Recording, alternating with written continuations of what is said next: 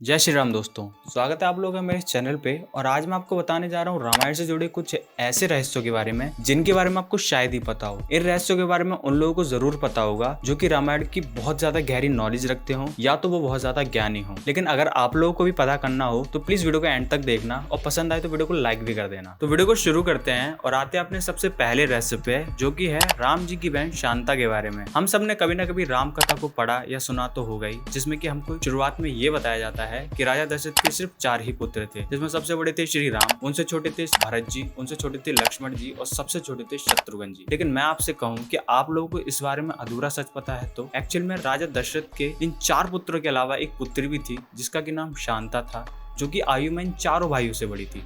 शांता माता कौशल्या और राजा दशरथ की पुत्री थी, जिनको बचपन में ही गोद दे दिया गया था अंग देश के राजा रोमपद को, क्योंकि उनकी कोई संतान नहीं थी। शांता को गोद देने के बाद अंग देश के राजा रोमपद और उनकी पत्नी वर्षिणी ने शांता का बड़े ही लाड़ और प्यार से पालन पोषण किया और माता पिता के सारे कर्तव्य को निभाया। उसके बाद शांता का विवाह करा दिया गया। शांता का विवाह ऋषिशृंग ऋषि के साथ हुआ था। ऋषिशृंग ऋषि वही ऋषि थे जिन्होंने बाद में अयोध्या के राजा दशरथ के लिए पुत्र कामेक्ष यज्ञ कराया था, जिसके बाद उनको 4 पुत्रों की प्राप्ति हुई थी। गायत्री मंत्र तो आपने कभी न कभी सुना या पढ़ा तो होगा ही, लेकिन कभी आप लोगों ने ये सोचा है कि गायत्री मंत्र आखिरकार बना कैसे था, इसकी रचना कैसे हुई थी? अगर आप लोगों को नहीं पता तो मैं आपको बता देना चाहूंगा कि गायत्री मंत्र की रचना रामायण के श्लोक से ही हुई थी। एक्चुअल में महर्षि वाल्मीकि ने द्वारा लिखित रामायण में 24,000 श्लोक है। हर 1,000 श्लोक के बाद आने वाले पहले अक्षर से ही गायत्री मंत्र की रचना होती है। इन्हीं 24 अक्षरों को मिलाकर गायत्री मंत्र की रचना हुई है।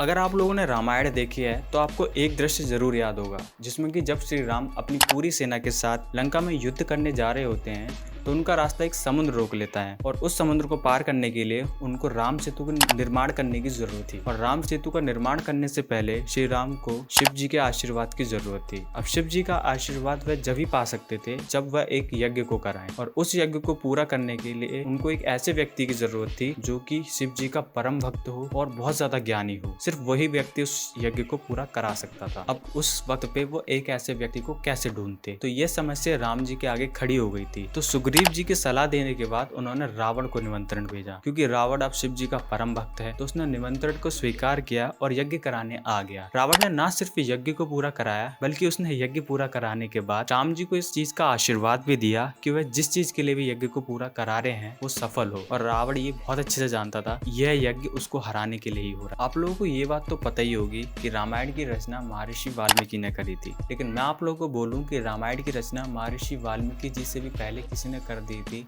तो कैसा रहेगा? तो महर्षि वाल्मीकि जी से भी पहले जिसने रामायण की रचना करी थी वो और कोई नहीं बल्कि प्रभु श्री राम के परम भक्त हनुमान जी थे। उन्होंने राम कथा का वर्णन पहले ही कर दिया था एक शिला के ऊपर अपने नाखूनों से, शिला यानी पत्थर के ऊपर। जब इस बात का पता महर्षि वाल्मीकि जी को चला तो वह उत्सुकता से उस शिला को देखने चले गए।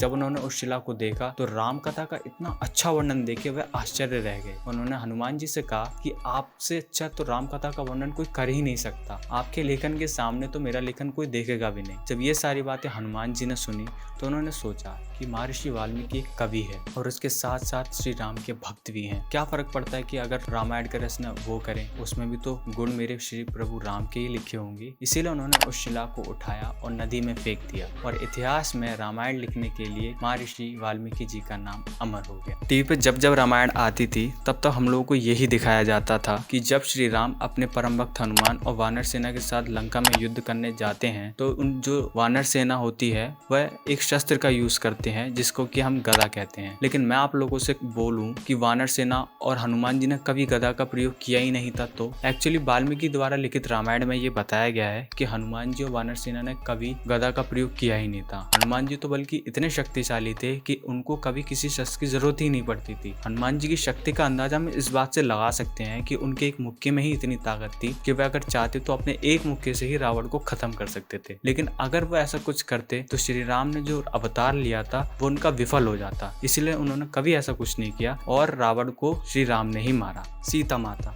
जो कि महाराज जनक की पुत्री हैं और धरती माता ही इनकी असली माता हैं, ऐसा बोला जाता है। लेकिन मैं आप लोगों को एक चीज बता देना चाहूंगा कि जैन रामायण के अनुसार देखा जाए तो सीता माता रावण और उसकी पत्नी विद्रमाया की पहली संतान है। जब सीता जी पैदा हुई तो जो रावण के ज्योतिषी थे उन्होंने इस चीज की भविष्यवाणी कर दी थी कि रावण की पहली संतान ही उनके पूरे राक्षस कुल के अंत का कारण बनेगी। इस डर के कारण रावण ने सीता माता के पैदा होते ही उनको एक जंगल में छुड़वा दिया था, जिसके कुछ समय बाद सीता माता महाराज जनक को मिली थी और उसके बाद महाराज जनक ने ही उनका पालन पोषण किया था। तो इस अनुसार अगर हम लोग देखें तो जो सीता जी हैं वो रावण की ही पुत्री हैं। खैर, ये थे रामायण से जुड़े कुछ एक मजेदार रहस्य जो कि मुझे लगता है आप लोगों को पसंद आए होंगे। अगर आए हों तो वीडियो को लाइक कर देना और कमेंट में ज़रूर बताना कि कैसी लगी आपको ये मेरी पूरी वीडियो, क्योंकि ये मेरी पहली वीडियो है और मैंने अपना 100% दिया है इसको शूट करने में और इसे लिखने में, बोलने में। ठीक है, सो आप लोग प्लीज़ लाइक कर देना वीडियो, कमेंट में ज़रूर बताना कि वीडियो आपको कैसी लगी है। मैं आपसे मिलता हूँ नेक्स्ट वीडियो में, जब तक के लिए बाय बाय।